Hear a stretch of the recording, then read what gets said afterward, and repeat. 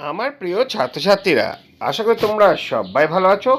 মে মাসের মূল্যায়ন নিয়ে হাজির হয়েছি। প্রতি মাসের শুরুতেই যেমন পরীক্ষা নেওয়া হয়, এ মাসেও সেরকম পরীক্ষা নেওয়া হয়েছিল।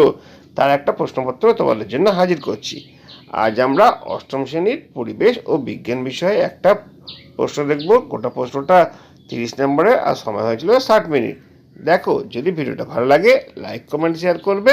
চ্যানেলে যদি নতুন এসে থাকো চ্যানেলটা সাবস্ক্রাইব করে পাশে থাকা বেল আইকনটা বাজিয়ে দেবে, যাতে আমার তৈরি পরবর্তী ভিডিওগুলো সবার আগে তোমার কাছে পৌঁছায়। চলো পড়াটা দেখে নিই। দেখো, মে মাসের মূল্যায়ন 2025, শ্রেণী অষ্টম, বিষয় পরিবেশ ও বিজ্ঞান, পূর্ণমান 30, সময় হচ্ছে 60 মিনিট। প্রথম প্রশ্ন যেমন ছিল, সঠিক উত্তরটি নির্বাচন করো। এক গণিত 5.5। এখানে 5টা কোশ্চেন আছে, প্রত্যেক কোশ্চেনে 4টে করে অপশান রয়েছে। সঠিক অপশানটা তোমাদের বলতে হবে। প্রথম প্রশ্ন হচ্ছে, যে পদার্থটি তাপের কুপরিবাহী সেটি হলো কাঠ, লোহা, তামা না অ্যালুমিনিয়াম? সূর্য থেকে পৃথিবীতে তাপ আসে পরিবহন ও পরিচালন পদ্ধতিতে, পরিবহন ও বিকিরণ পদ্ধতিতে, বিকিরণ পদ্ধতিতে না পরিচালন ও বিকিরণ পদ্ধতিতে?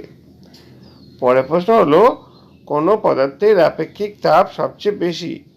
কোন পদার্থের আপেক্ষিক তাপ সবচেয়ে বেশি? লোহা, তামা, সীসা না জল? নেক্সট কোশ্চেন, 4 নম্বর প্রশ্ন, কোনটির গলনাঙ্ক ও হিমাঙ্ক সমান হয়? চর্বি, মাখন, মোম, পারদ? পরবর্তী প্রশ্ন দেখো, 5 প্রশ্ন, পরিবহন পদ্ধতিতে তাপ প্রবাহিত হয় শুধুমাত্র কঠিন পদার্থের মধ্যে দিয়ে, শুধুমাত্র তরল পদার্থের মধ্যে দিয়ে, শুধুমাত্র গ্যাসীয় পদার্থের মধ্যে দিয়ে, তরল ও গ্যাসীয় পদার্থের মধ্যে দিয়ে? দেখো, এইভাবে 5টা এমসিকিউ হয়ে গেল সঠিক উত্তর নির্বাচন। এরপরে চলে আসবো আমরা শূন্যস্থান পূরণ। প্রথম প্রশ্ন, আপেক্ষিক তাপের একক হলো ড্যাশ। 2 নম্বর, বরফ, এটা বড় নয়, বরফ গড়ে নীলতাপ ড্যাশ। 3 নম্বর, ড্যাশ পদ্ধতিতে তাপের প্রবাহের প্রয়োজন হয় না,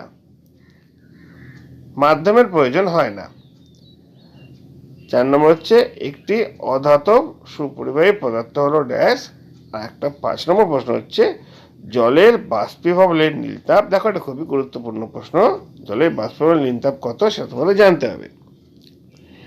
এরপরে চলে আসবো আমরা সত্য অথবা মিথ্যায় কি প্রশ্নগুলো রয়েছে। এখানেও 5টা কোশ্চেন রয়েছে, 1 নম্বর করে। 5 নম্বর, হিরে একটি কুপরিবাহী পদার্থ, সত্য না মিথ্যা তোমাদের এখানে উল্লেখ করে দিতে হবে।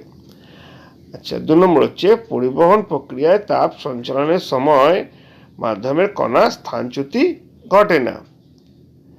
নুন মেশালে জলের স্ফুটনাঙ্ক কমে যায়। 4 প্রশ্ন হচ্ছে, বায়ু চলাচল করলে বাষ্পায়নের হার বেড়ে যায়। 5 নম্বর, চাপ বাড়লে জলের স্ফুটনাঙ্ক বেড়ে যায়। এই 5টা কোশ্চেন সত্য অথবা মিথ্যা, ঠিক বা ভুল যেটাই হোক না কেন তোমাদের বলতে হবে। এরপরে আমরা প্রশ্নোত্তরে চলে আসছি। দেখো, প্রশ্নোত্তর 4 নম্বরে রয়েছে, নিম্নলিখিত প্রশ্নগুলোর উত্তর দাও। এটা ছোট কোশ্চেন, 1 নম্বর করে প্রত্যেকটি 5টা কোশ্চেন রয়েছে। মোট তাহলে তোমাদের হবে 5 নম্বর। প্রশ্নগুলো একবার পড়ে দিচ্ছি। প্রথম প্রশ্ন, হিমোমিশ্রের একটি ব্যবহার উল্লেখ করো। 2 নম্বর প্রশ্ন, থার্মোপ্লাস থার্মোপ্লাস কে আবিষ্কার করেছিলেন? 3 নম্বর প্রশ্ন, ক্যালোরিমিতির মূল নীতি কি? খুবই গুরুত্বপূর্ণ প্রশ্ন এটা। 4 কোশ্চেন, কখন তাপ দিলে বস্তুর উষ্ণতা বাড়ে না?